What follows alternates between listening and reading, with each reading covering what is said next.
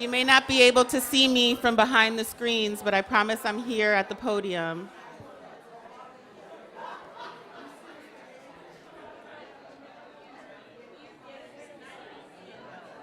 If we could ask everyone to just stand up for a second, stretch it out.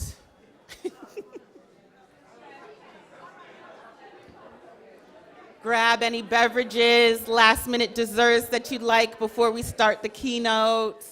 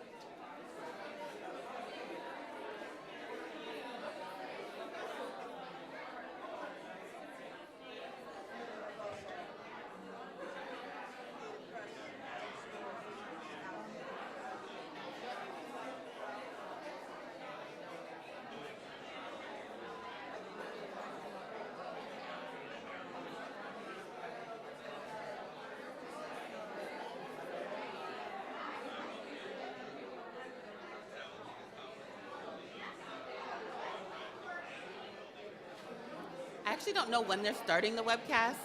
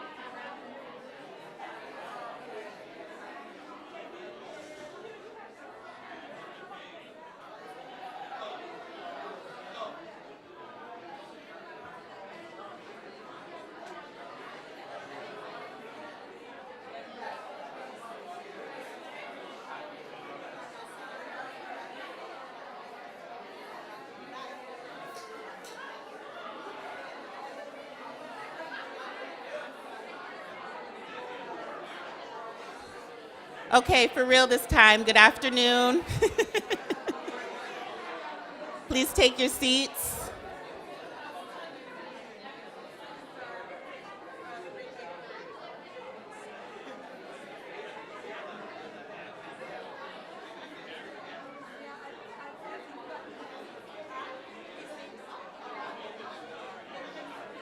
Please go ahead and take your seats. We're on a webcast.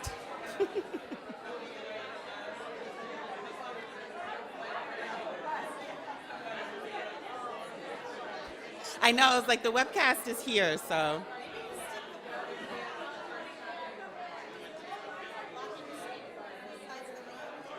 Yeah, but because it's going to be AV heavy, that's why the screens are there, so they can see her slides.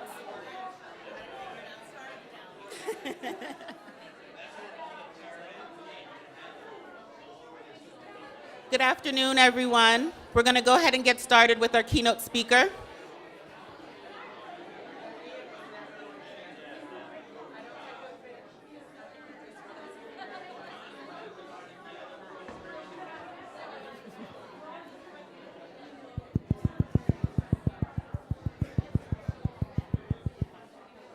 I can't see you anymore, but I can still hear you.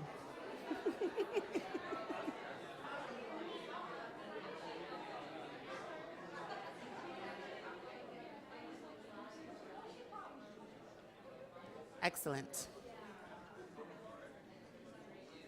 So it is my pleasure to introduce to you our keynote speaker, Dr. Audrey Singer. Dr. Singer is a senior fellow at the Brookings Metropolitan Policy Program.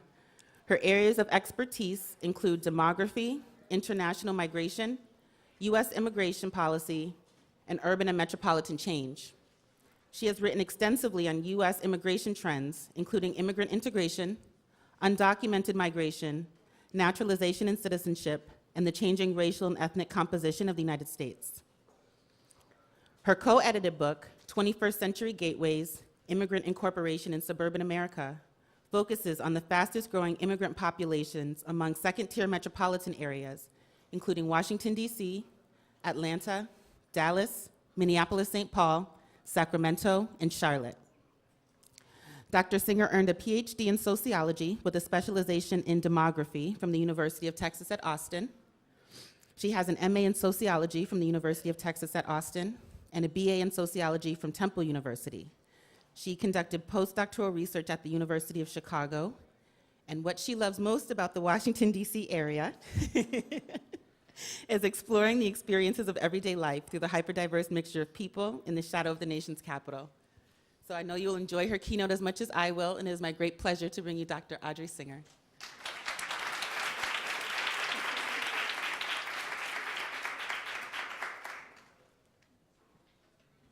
Well, I'm here hidden behind the screens. So I'm going to come out just so you can see me. It's going to be hard for me to see all of you, but.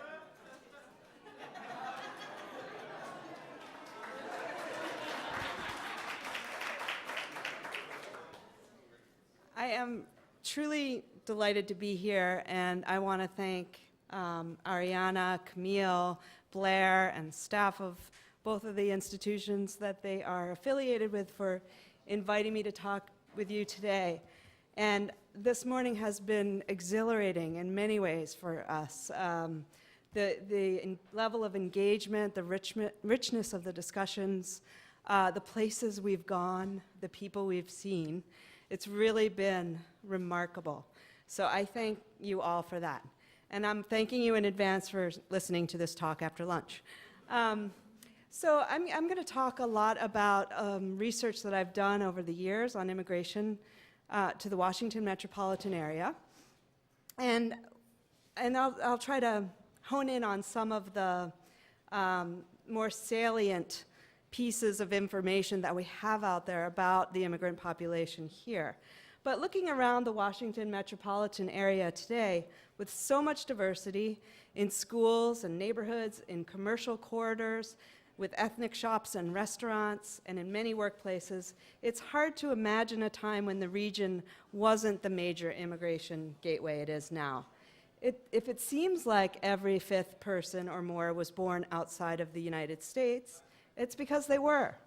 22% of the region's population was born outside of the United States. But this was not always the case, as you'll see.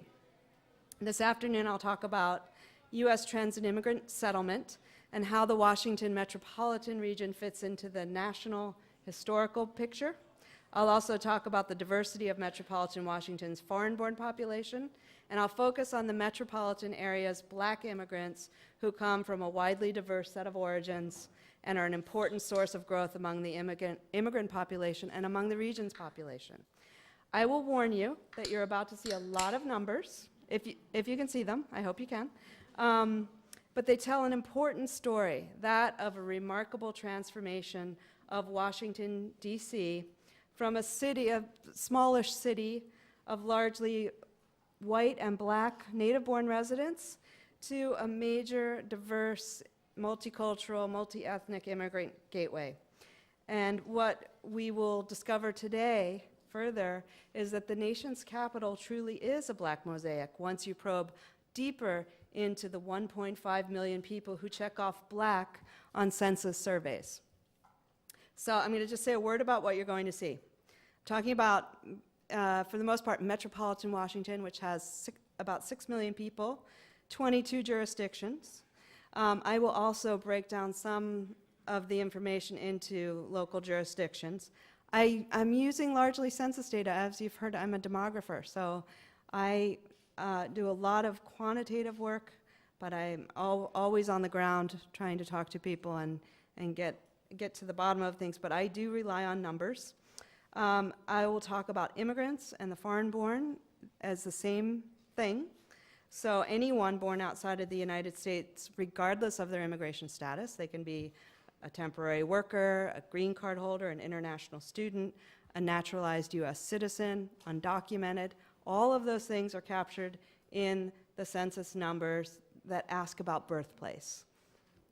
But we can't go much further than that. And I will also largely use the term Black. And that, after this morning's discussions, we all know that's very inadequate. But the U.S. government collects information by race.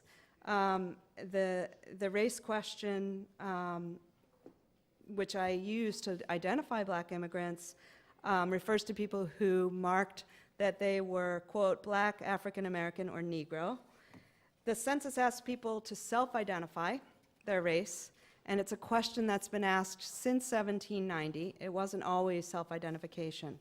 Given the richness of the discussion of today's conference, these categories hardly do the topic justice, but they're very important for research behind public policy decisions, particularly those related to civil rights and those that address racial disparities. So I am going to start with the slideshow. The history of the region, of this region, is distinctly dissimilar to its East Coast neighbors, such as New York, Philadelphia, and Boston. Until late into the 19th century, newcomers to Washington were largely domestic migrants, particularly Southern Blacks. By the turn of the 20th century, Washington had one of the largest African American communities in the country. The city was nearly 1/3 Black. And during a time when other cities saw their foreign-born population skyrocket, Washington's immigrant population remained relatively small in comparison. That's because Washington was never a major industrial or commercial center like cities along the eastern seaboard, and thus various waves of immigrants generally found better opportunities in cities to the north, which began to industrialize rapidly in the mid-19th century. As Europeans poured into cities in the Northeast and Midwest for manufacturing jobs, Washington developed as the nation's capital with a consolidation of the federal administration here. So, in terms of immigrants, this is what 1900 looked like. Boston, Chicago, Cleveland, Detroit, and New York all had populations that were 1/4 to 1/3 foreign-born, while Washington's share was just a sliver of the population at 2%. But at the beginning of the 21st century, these proportions look quite different. Although Chicago, New York, and Boston have remained as continuous immigrant gateways throughout this period, many metropolitan areas in the Great Lakes region and in the Northeast lost their allure as manufacturing jobs have disappeared.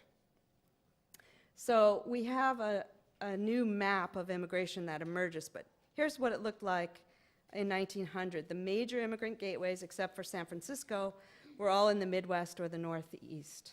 In addition to the ones you just saw, there was New Haven, Springfield, Worcester in New England, Minneapolis, Milwaukee, and Cincinnati in the Great Lakes states, Pittsburgh and Scranton, in addition to Philadelphia and Pennsylvania.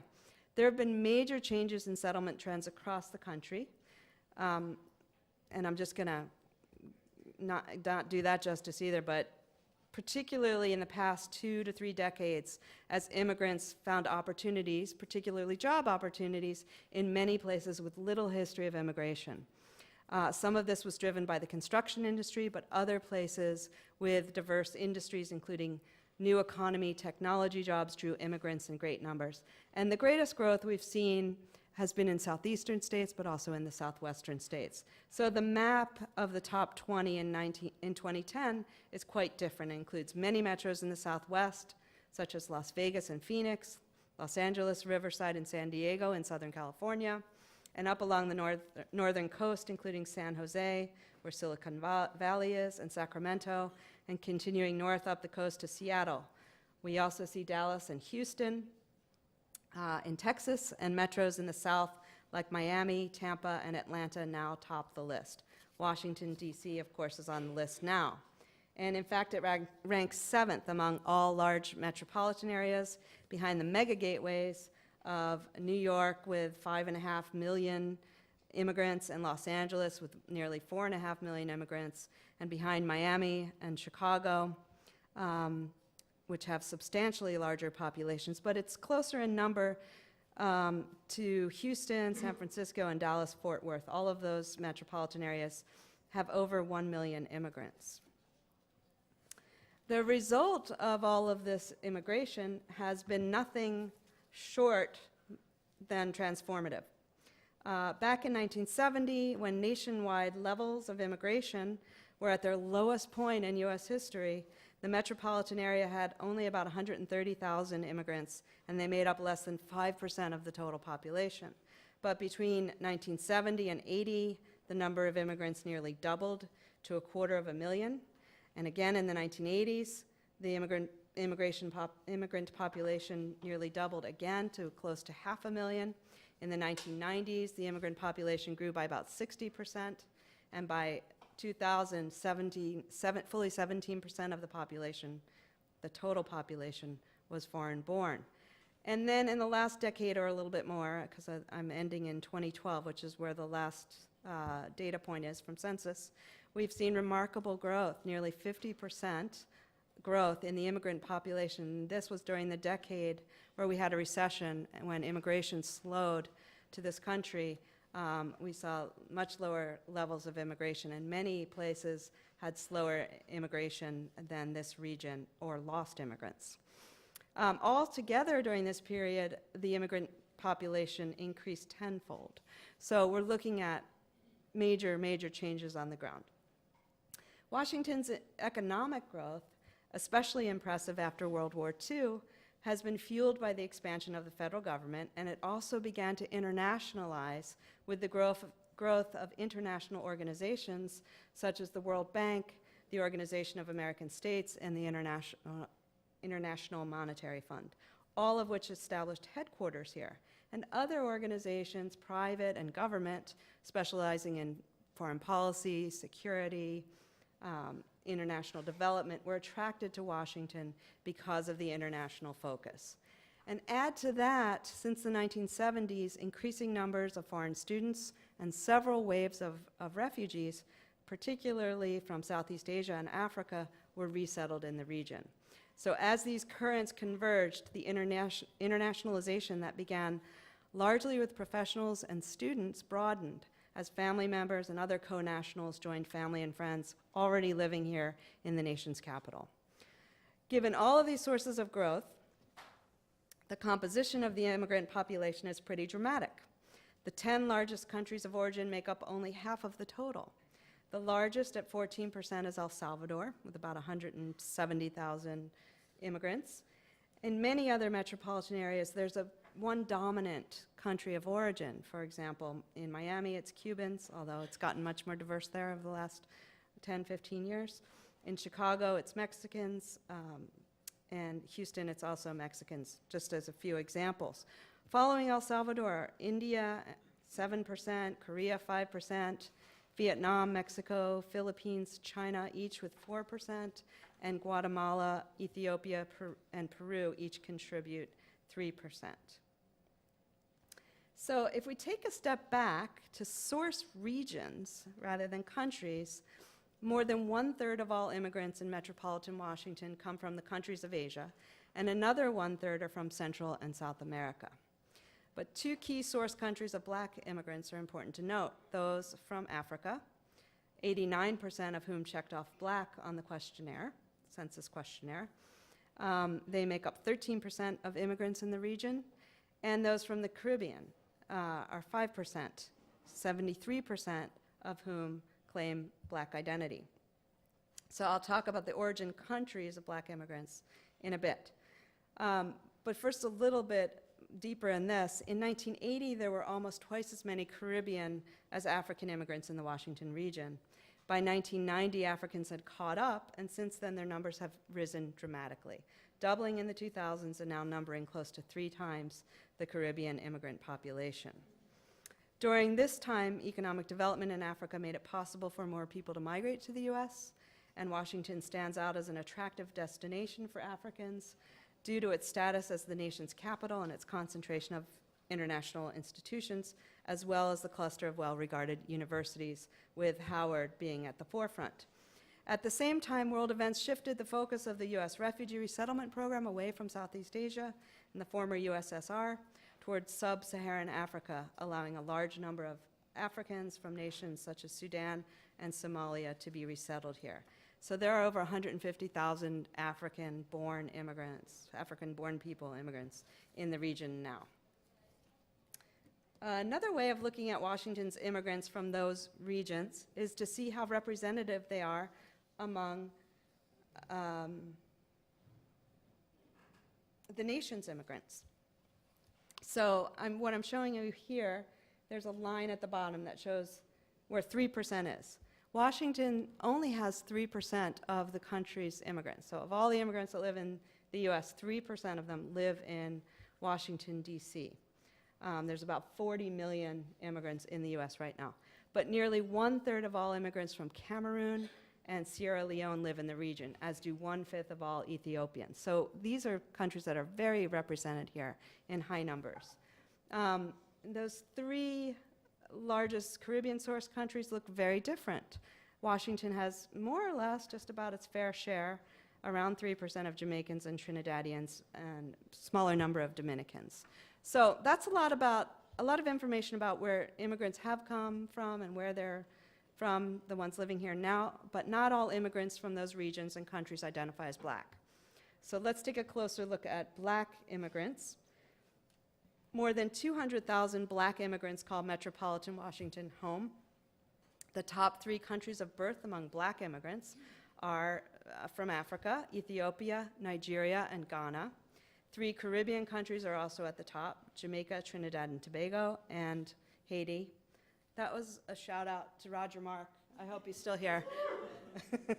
I can't see him, but I'm glad I can hear him. The diversity of this population makes it difficult to get very detailed statistics, so some of the smaller source countries are grouped together, and if you can read them, they're all listed there, but I think we're going to have this up on the website next week or the week after. The absolute number of black immigrants has increased greatly in the past several decades. In 1990, there were approximately 70,000 in the region. Perhaps Portia James was using these numbers to develop the original Black Mosaic exhibition, I'm not sure. But these would be the numbers she would have relied on after, well, maybe the 80s, because the data was much slower to come out back then. Now there are 250,000, and the share of the immigrant population that is black has increased from 12% in 1980 to 17% in 2012. So where do black immigrants live in the region? How has that changed over time? The residential preferences of black immigrants have shifted considerably between 80 and 2012, from being highly concentrated in the District of Columbia. I'm sorry, that's a map of the region, and I've clustered the jurisdictions into several categories that I didn't talk about, but you're going to hear about them in a second. Let me show you these pies.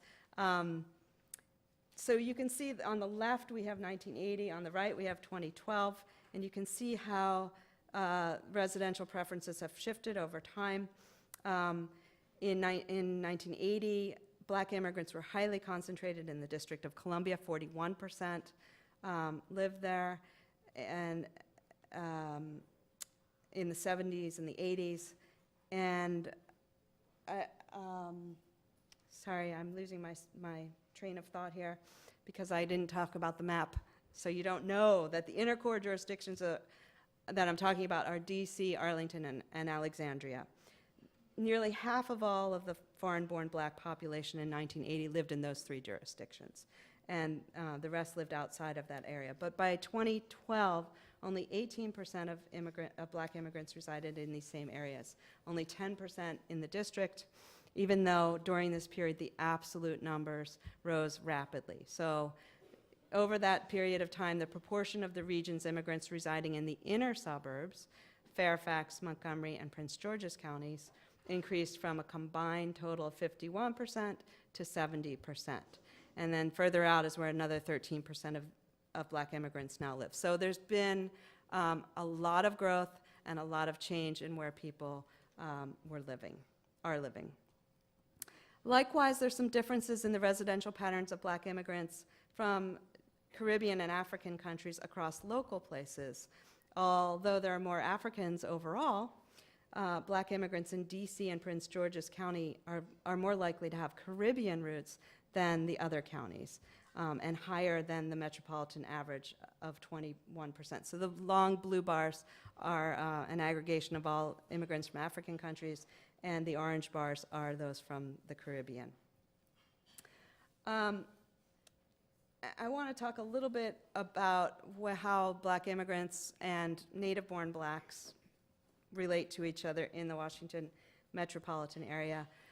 Overall, Washington has a large number of black immigrants, and here you can see there are a lot of different metropolitan areas listed here, and the share of black residents who are foreign-born is what I'm showing on this graph.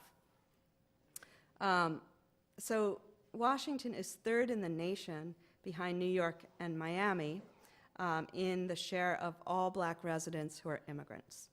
But it also has a large number of US-born blacks, and larger than a lot of other metropolitan areas, including those that have been here for generations and those who are the offspring of immigrant newcomers. So 15% of the black population was born abroad in the metropolitan area, and you can see some of the differences in other places across the country. However, within the region, the share of the black population that was born abroad is very variable and is affected by the residential patterns of African Americans in each city or county in the region.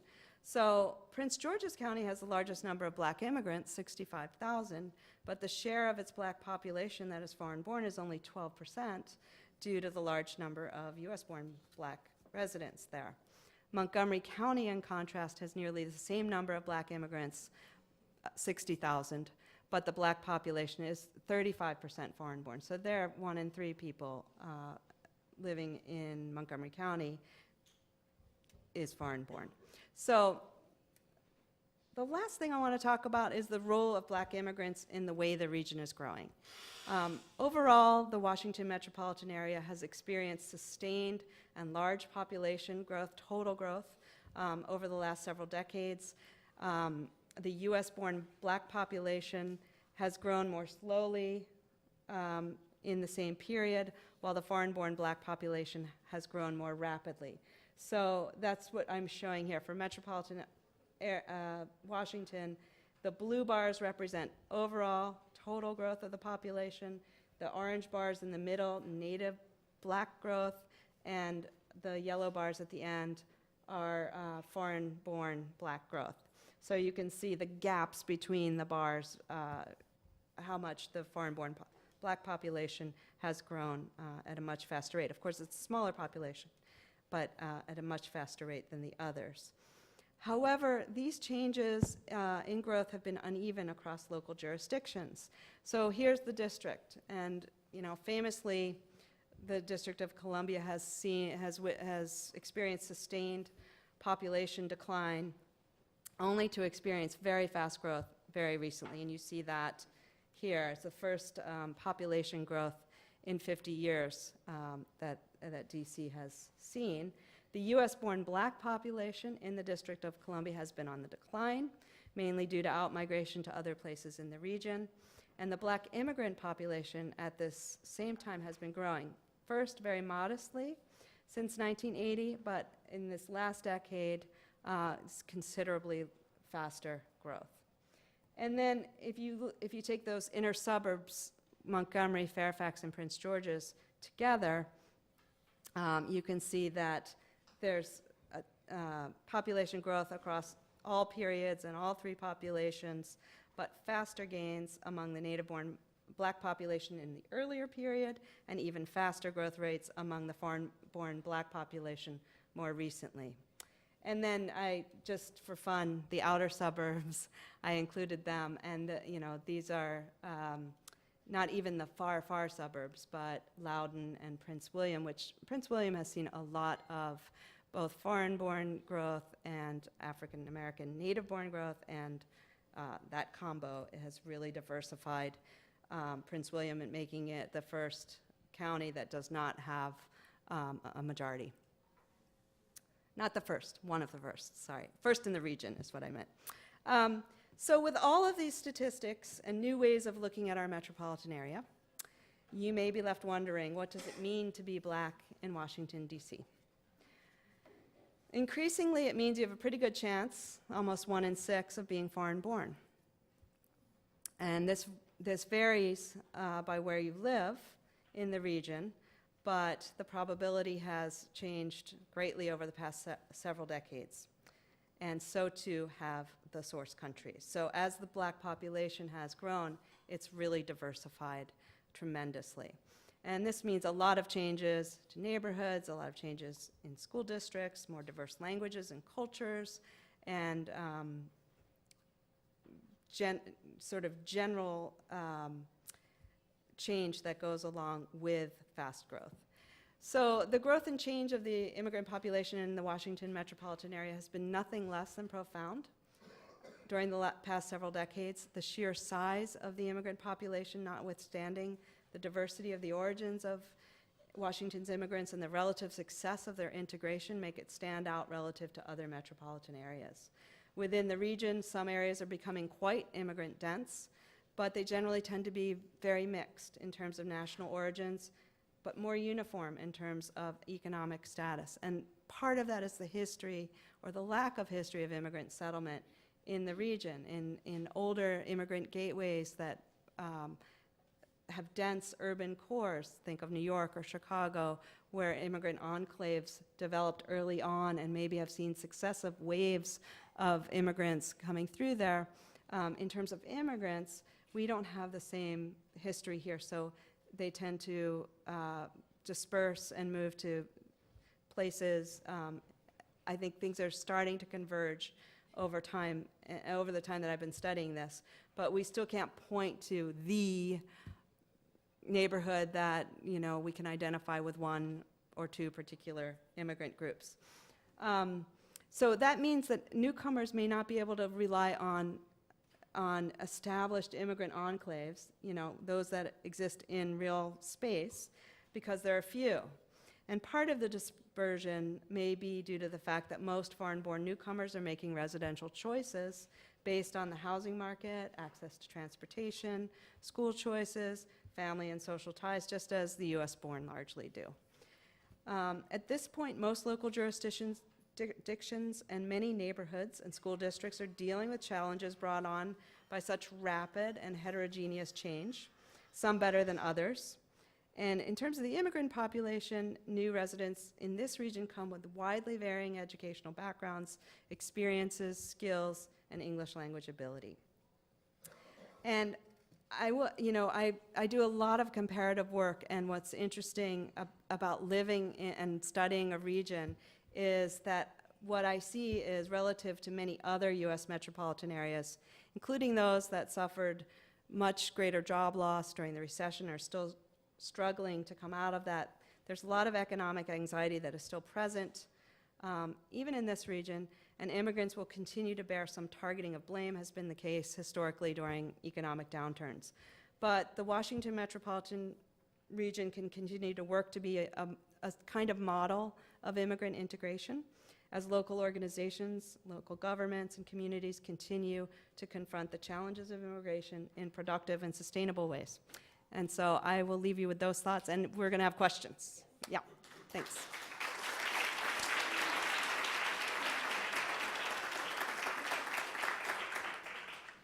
Now it's just an open time for Q&A. If anyone has any questions for Dr. Singer.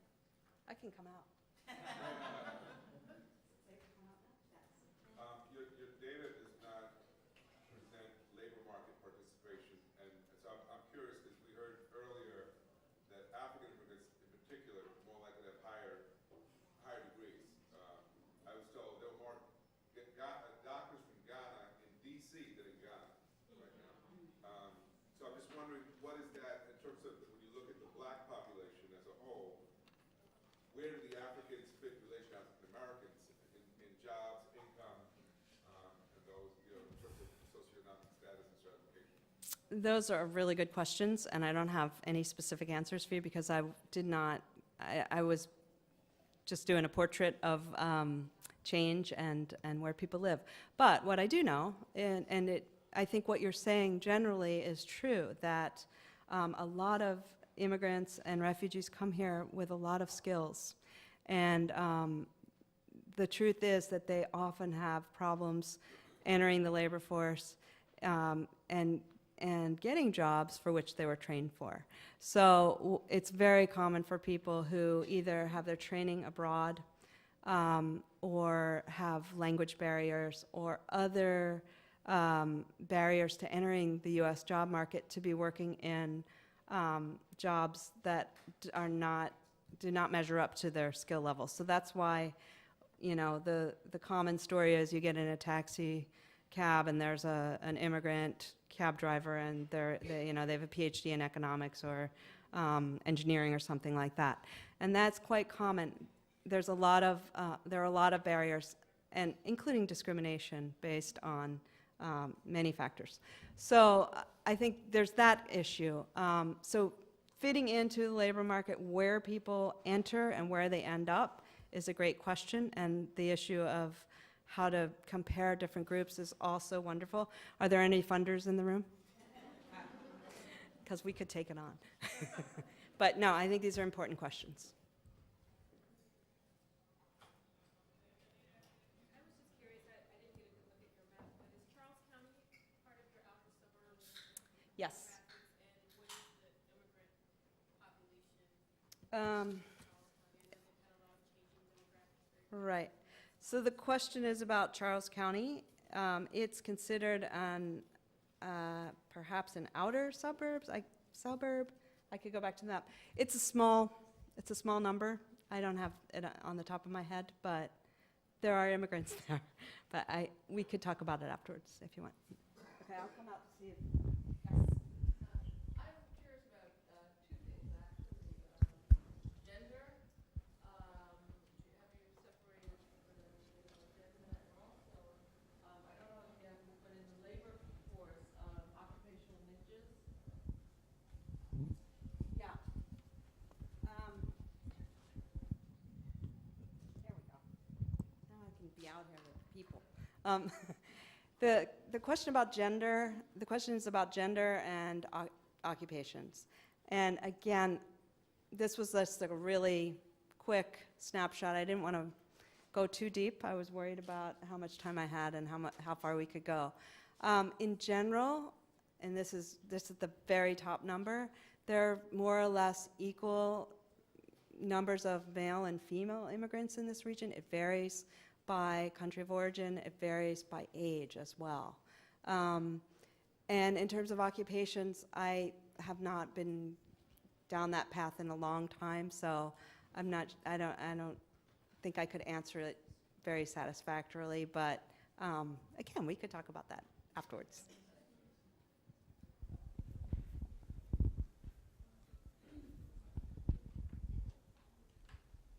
Hi, Dr. Singer. Hi.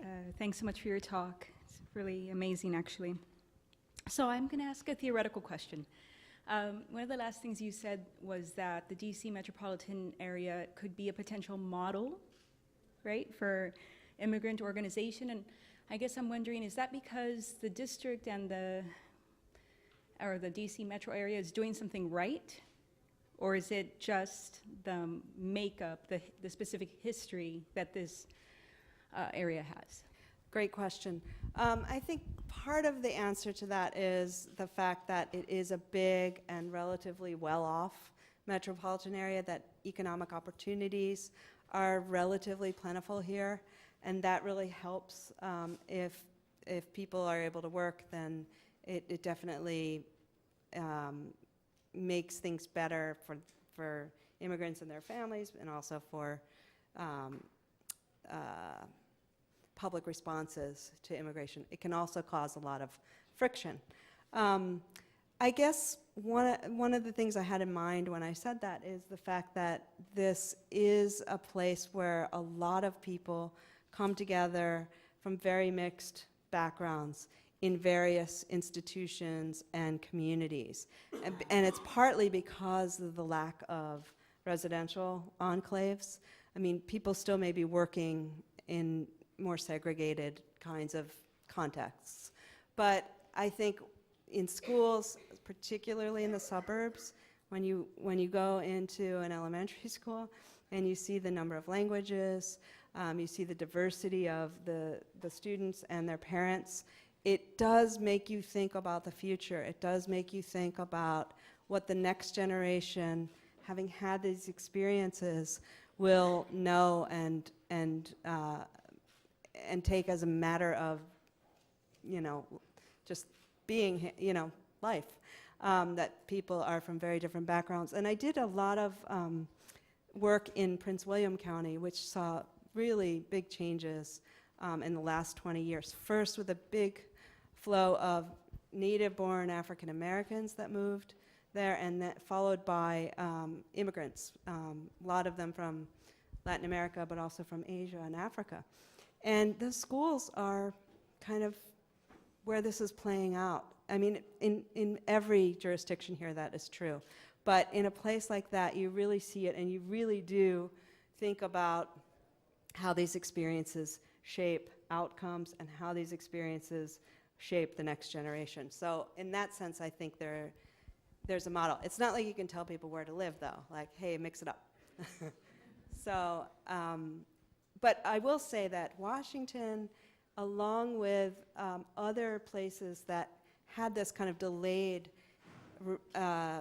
attraction to immigrants. So Ariana mentioned the book I did where it was an edited volume where there were chapters on places that were a lot like this, very suburban, very automobile-oriented, very dispersed immigrant populations, very suburban immigrant populations, not a strong residential core in most of these places, small residential cores. So, these are places that are sort of changing the way we think about immigration and the way we think about places, particularly suburbs. Audrey, we have a question over here. Hi. I'm a former director at Centronia here in the city, and I work on a street that's a real hotbed of NGOs. And one of the first things when I came here from New York, it hit me that NGOs, in spite of this, the notion of enclaves, NGOs provide an opportunity and a pathway for immigrants to come in terms of identity building, sense of solidarity, political activism, and advocacy. And as someone who came out of the civil rights movement, I feel like, where are NGOs? And I see this so strongly in the immigrant community. I just wondered if you could comment on that. Sure. Well, you're part of a group of NGOs that has been so important for not only immigrants in the district, which is where a lot of the organizations, community-based organizations, faith-based organizations, legal services organizations got their start because of the early settlement of immigrants in the district. But many of them are finding outposts in the suburbs. Centronia also, is that right? Yes. So Mary Center, Centronia, there are places that over time have developed, have seen the need through the dispersion of immigrants in places where the lack of resources are much greater for people who don't speak the English language, who have other kinds of barriers, economic, transportation, cultural, to different things. Healthcare is a big issue among various immigrant communities. So the need right now may be more acute in suburban areas. And what's interesting is that a lot of the organizations are still, at their core, serving populations in the city. People come in for the services and in some ways prefer to come in to have services with an organization, with people they trust, where they know they can be heard and understood. So I think the suburban challenge is huge, and it's big not just in Washington, but it's big across the board in metropolitan areas.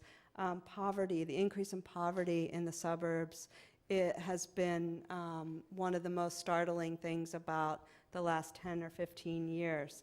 Immigrants are probably a small part of that, but the lack of resources and the lack of response in suburban areas, I think, is very acute, especially post-recession. So thank you for bringing that up. Okay, we have a question here, and then I think there was one over there. Yeah. Hi, how are you? Thank you for your talk.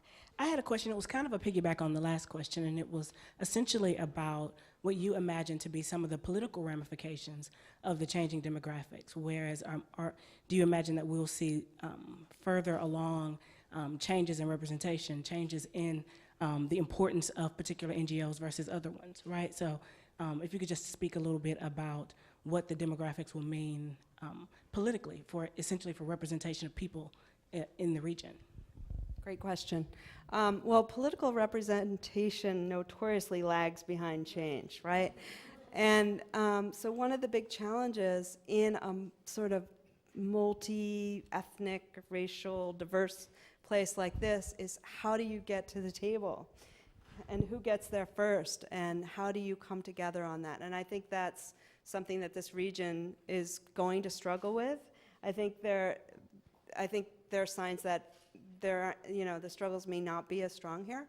But I guess one of the first avenues of political representation in terms of elected and appointed officials happens through school boards and the educational process. And so we see that happening in the suburbs among certain immigrant groups. A couple of studies, I think Michael Jones Correa, who was here at the Wilson Center, studied suburbs in this region and the political participation of immigrants. And so that's one source to look at. But it's a defining notion for any group and for any region to have representation among people that are newcomers or ethnic and racial groups. So thank you. I wanted to know how children were counted on your survey. If two immigrants gave birth, is that child an American? Is it native born or is it a foreign born? And if an American and a foreign born give birth, is that baby an American or is it foreign born? And also, in your South Central American count, how many of those were Afro-Latinos? All great questions. Let me answer the last one first. I don't remember. It's not very big, but I have that number in my folder somewhere. And I knew somebody was going to ask that, and I was trying to remember it, but I don't actually remember. And in terms of citizenship, so there are two things to consider here. One is the law, and two is who's filling out the form and how do they perceive it. So legally, any child born in the U.S. Is a U.S. citizen by birth. It's birthright citizenship we have here. It's not terribly common. Most countries have a citizenship based on blood. So you're born to somebody from that has that nationality. You have it. France also has this kind of birthright citizenship. Several other countries. So any child born to immigrants in the U.S. is a U.S. citizen. They are counted in these data as native born. Whoever is filling out the form for those children, though, has to make that determination. So I'm sure there's some fuzziness there. Roger Mark.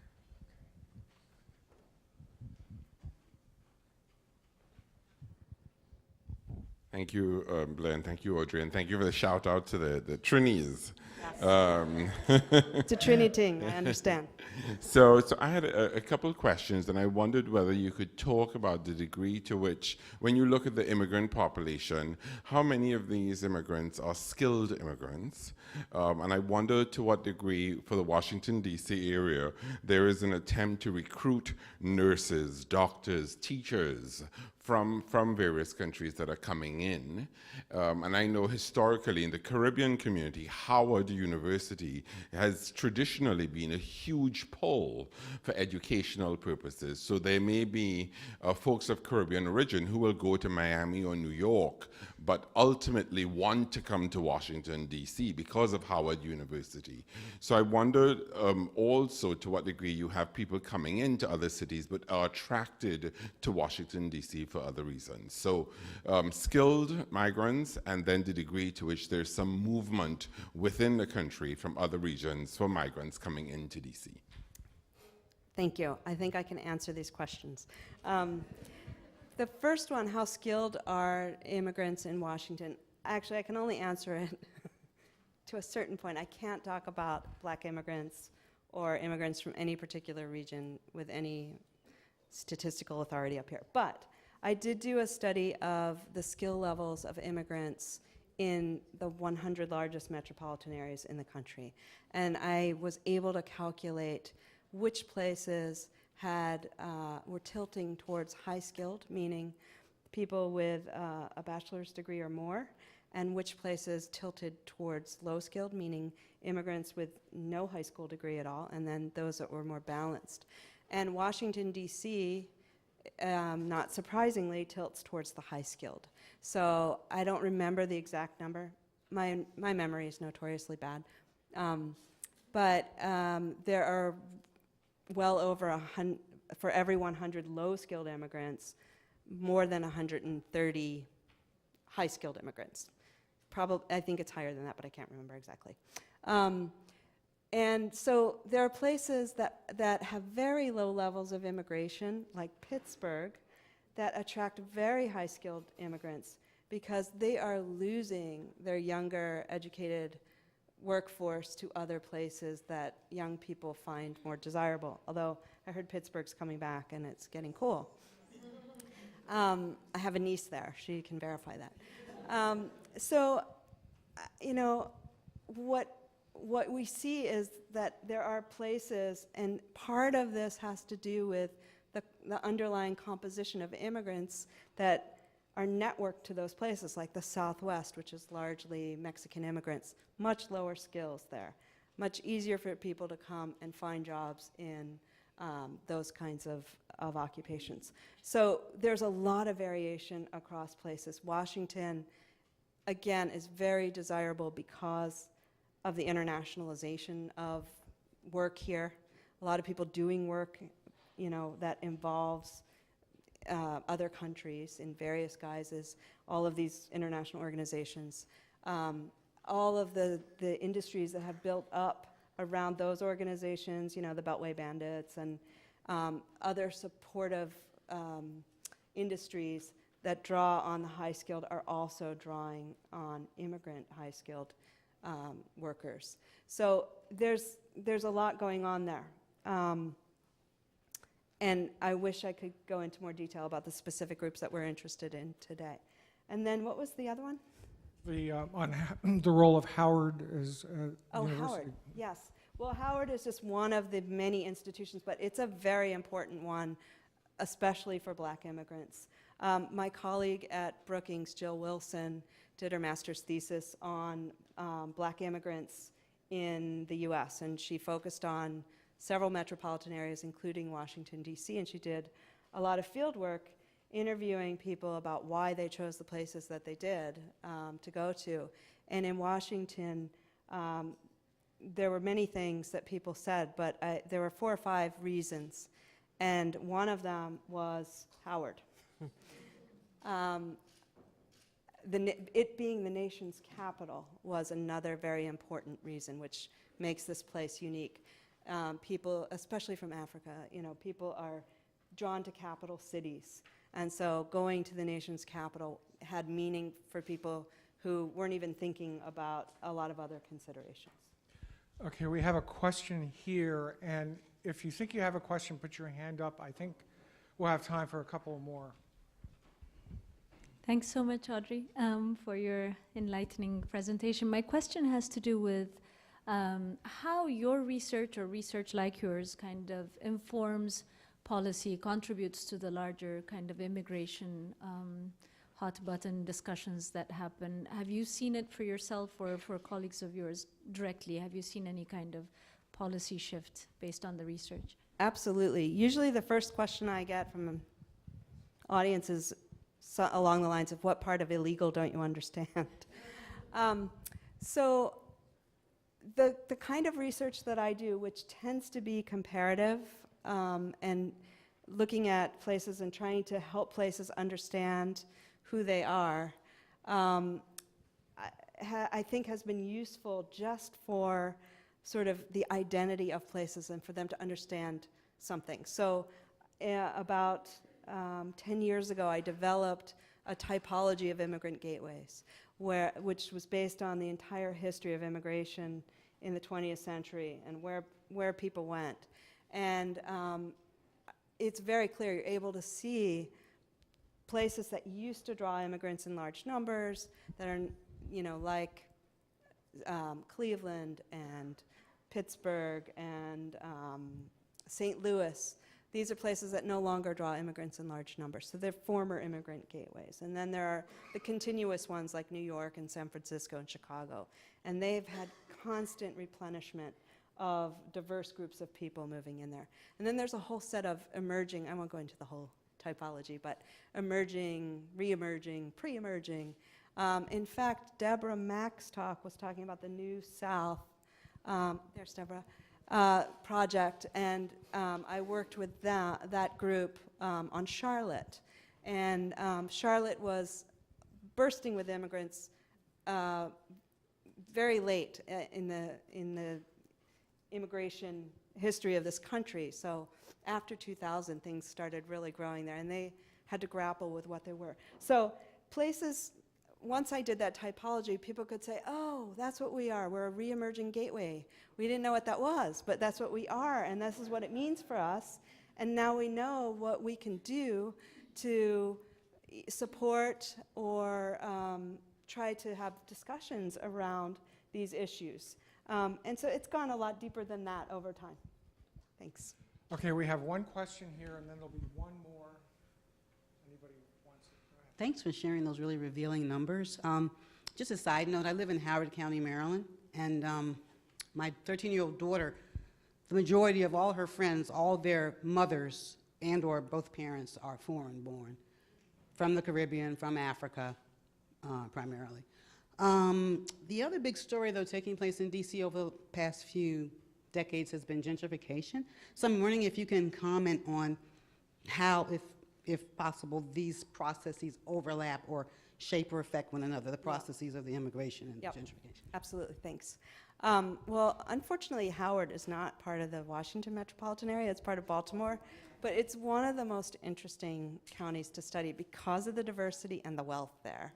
And it's sort of, I've been wanting to kind of poke around there. I'm going to hang out with your daughter and her friends and their parents. A little awkward, but so gentrification. This is, one of those words that we also have to unpack, right? So there's been a lot of neighborhood change, particularly in the district, but also in the inner suburbs, in these sort of denser, more urban-like suburban areas. And there are neighborhoods in the district that have been going through a very long process of controlled gentrification, like Adams Morgan and Mount Pleasant.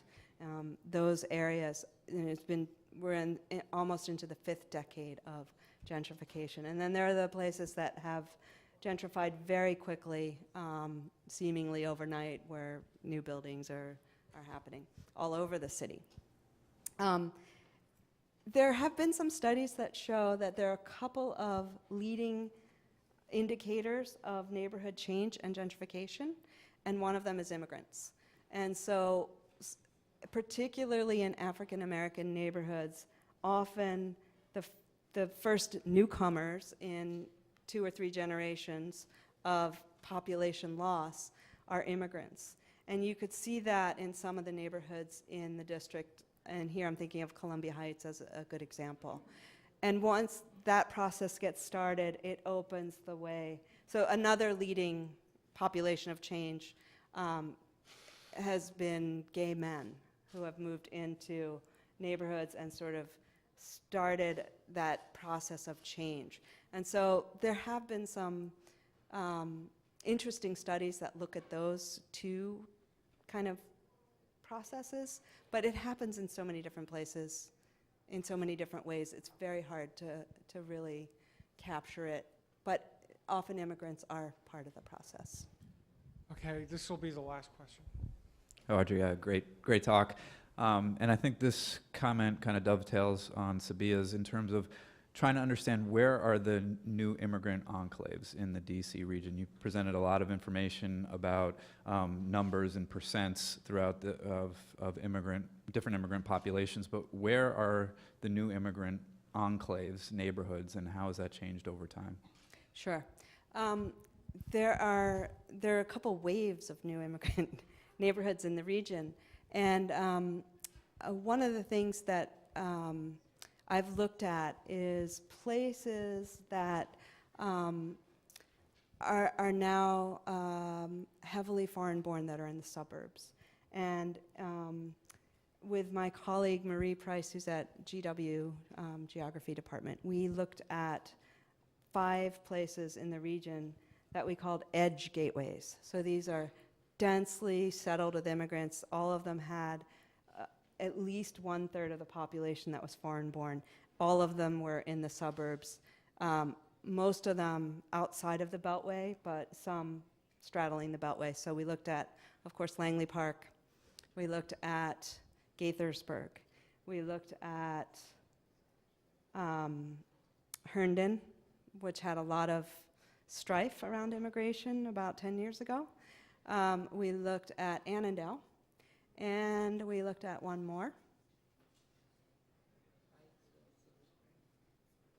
Wheaton, it was Wheaton, thank you. Yes. And so since we did that study, these places have changed. They're changing so rapidly. And what we looked at was the response to immigration in these places, both official and unofficial. But since then, I would say, when we were doing that study, Prince William County wasn't even on our map. Shortly after we did the study, things kind of exploded in Prince William County. If you remember, in 2007, the county supervisor there led a proposal to crack down on immigrants, particularly undocumented immigrants, but it had a widespread effect on all immigrants there. And they like to say that they did Arizona before Arizona did Arizona. So at the time, it was the most harsh set of policies that were designed to work against immigrants settling into a region. So that's a place that has had its economic ups and downs since then, but I would say that was one of the newest, biggest places. And then we see a sprinkling around the region of many other places in Loudoun County and as farther out from Manassas as well. So I guess we're going to end now. Thank you all for your questions.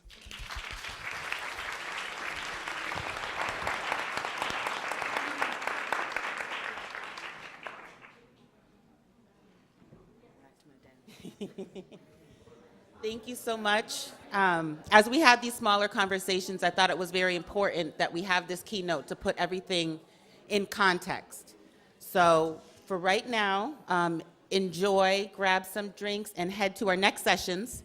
If you are interested in educating the diaspora, you're on the 5th floor.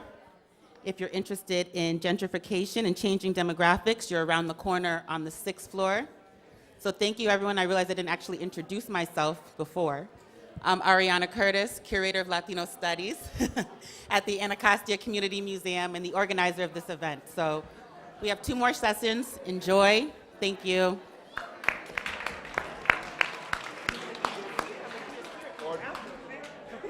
Audrey, isn't the kind of general pattern that unless a country's been sending immigrants for a long time, most of the immigrants coming, say, from places like